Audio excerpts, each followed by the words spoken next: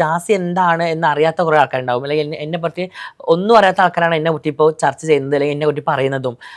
ജാസിയുടെ background എന്താണ്, അല്ലെങ്കിൽ ജാസി വന്ന വഴികൾ എന്താണ്, ഒന്നും അറിയാത്തവരാണ് എന്നെ പറ്റി ഇങ്ങനെ ഓരോന്ന് കുറ്റം പറയുന്നതും എന്നെ പറ്റി എന്താണ് വീഡിയോസ് ഇടുന്നതും.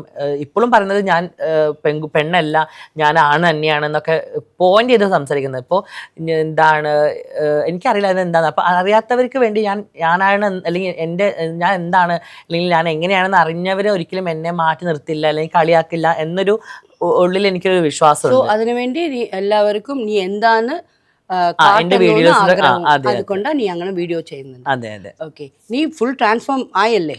ഇപ്പൊ ഫുൾ ആയിട്ടില്ല, ഇപ്പൊ ട്രീറ്റ്മെന്റ് കാരണം നടന്നുകൊണ്ടിരിക്കുന്നേ ഉള്ളൂ, ഫുൾ ആയിട്ടില്ല. ആവും. സോ അതുകൊണ്ടാണോ അവരൊക്കെ അങ്ങനെ? എനിക്കല്ലാതെ. ശരി, നീ എന്തിനാ നീ ഇനി ഫുൾ ആയിട്ടില്ല എന്ന് പറയുന്നത്? ഞാൻ ട്രാൻസ്ഫോം ആയിന്ന് പറഞ്ഞാൽ പോരെ?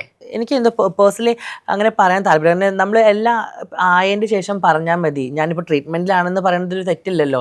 പിന്നെ ചില ആൾക്കാർ ഒരു വിശ്വാസമുണ്ട്, ഇപ്പോൾ ട്രാൻസ് ഗേൾ ആവണം അല്ലെങ്കിൽ ഒരു ട്രാൻസ്ജെൻഡർ ആവണമെന്നുണ്ടെങ്കിൽ ഫുള്ള് സർജറി ചെയ്യണം, എല്ലാ സർജറി ചെയ്താൽ മാത്രമേ ആ കുട്ടി ട്രാൻസ്ജെൻഡർ ആവുള്ളൂ. അങ്ങനെ കുറേ ആൾക്കാർക്ക് ഒരു തെറ്റിദ്ധാരണ ഉണ്ട്.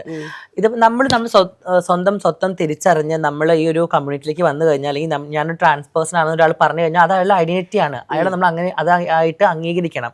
അത് അംഗീകരിക്കാനുള്ളൊരു മനസ്സ് പല ആൾക്കാർക്കും ഇപ്പോൾ ഇല്ല.